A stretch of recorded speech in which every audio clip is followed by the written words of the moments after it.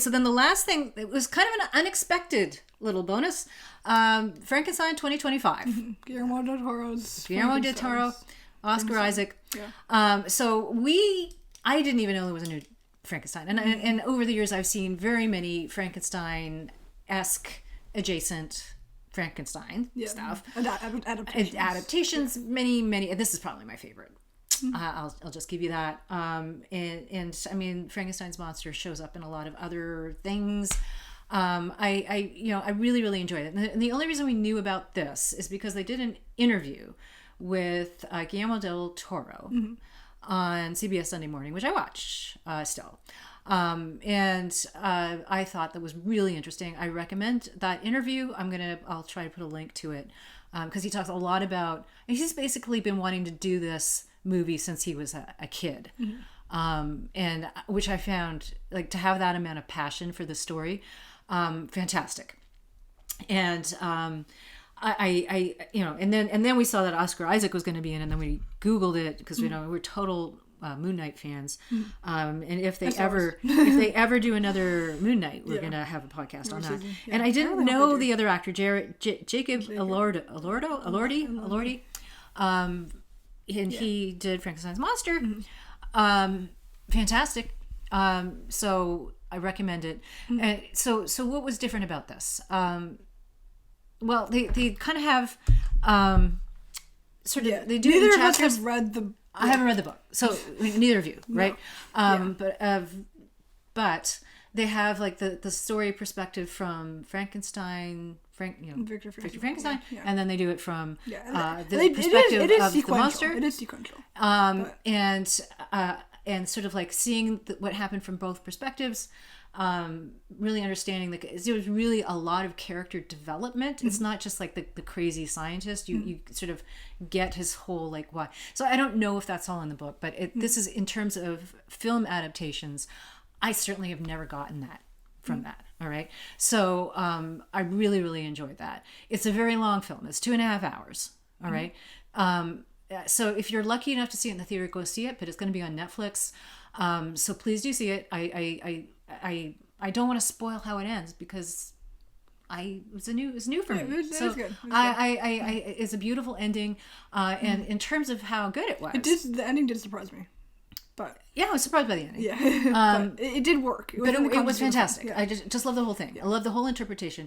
And in terms of like our rating about how good this film is, so we'll bring in the dad factor. Your dad, my husband, falls asleep in every movie.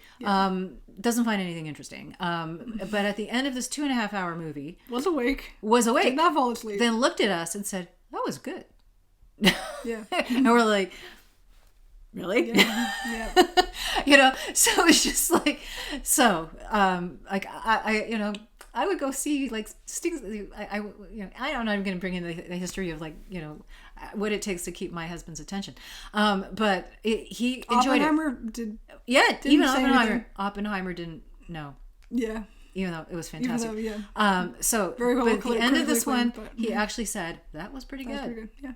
So recommend it. We were lucky we saw it in a little tiny local theater that we have near where we live, and it's part of their, because we're doing this right before Halloween, so it snuck into their Halloween listing. So they had like all these old films like Psycho and Rocky Horror, and all of these are showing this week, and then they put this 2025 film in, and so we went and go see it.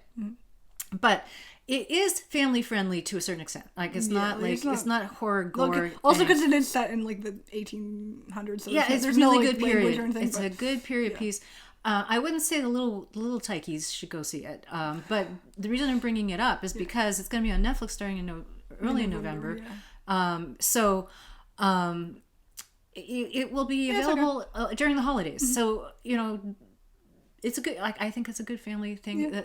The theater was full. I mean, it's a little theater, but it was very, very well received. I think, and it's almost like an art film. I would think. Yeah, it's almost like because there's a lot of like imagery. It's so beautiful. It's just like it sounds weird to say that in Frankenstein. The scene composition definitely. Oh, and and the whole like emotion, like it was just.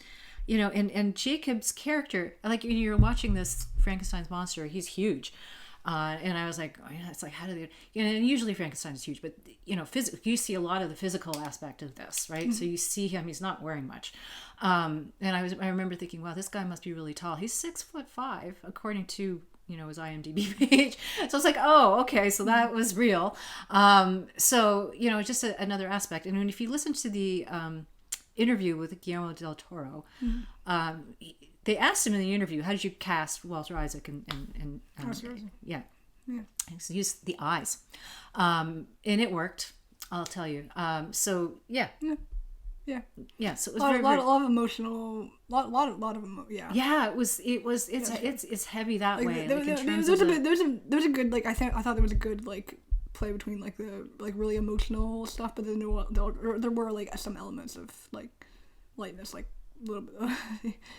And the only thing that I found scary, if you're going to think about it in terms of watching it with your family, there's only one little scene where they have in the medical school. Sort of at the beginning. So that one was the one that was a little bit odd.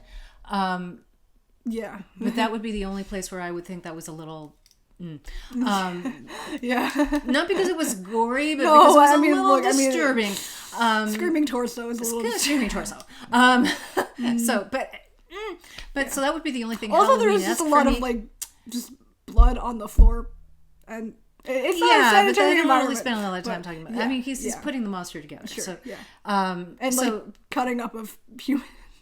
There is that, but I guess it's not. But I don't think it's done in it's not done. It's not done in a horror kind of fashion. Do you know what I mean? It's not done that way.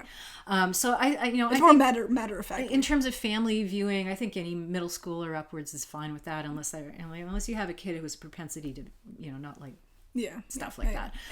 But I think most kids are fine with it. So yeah. I would recommend it. I don't want to spoil how it ends because I don't want to say anything about it because it's good. Give it a watch. Give it a watch. If you can't catch it in the theater, definitely go and check it out on Netflix. So yeah. Anything else to add? No, that's about it. Yeah. Okay, so that's. I know. Actually, I liked from what I could tell, the use of period appropriate instruments. Was in the soundtrack was good. See, I didn't even think about that, but you would notice that. Yeah, well, I definitely noticed the harpsichord, but definitely this director would do that. He would bring in that detail. Yeah, I really believe it. He's fantastic. I don't know how much of his work I've seen, but I'm definitely going to see more. Enjoy it. I mean, I know he got an Academy Award, right? So yeah, he's fantastic. Fantastic. Like I said, I will include the interview. So yeah, I think.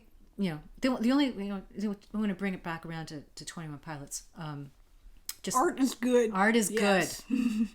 That's brilliant. I love it. Right? Yeah. Art is good. Yep. Yeah. So I think that's it for now. Mm-hmm. Yes.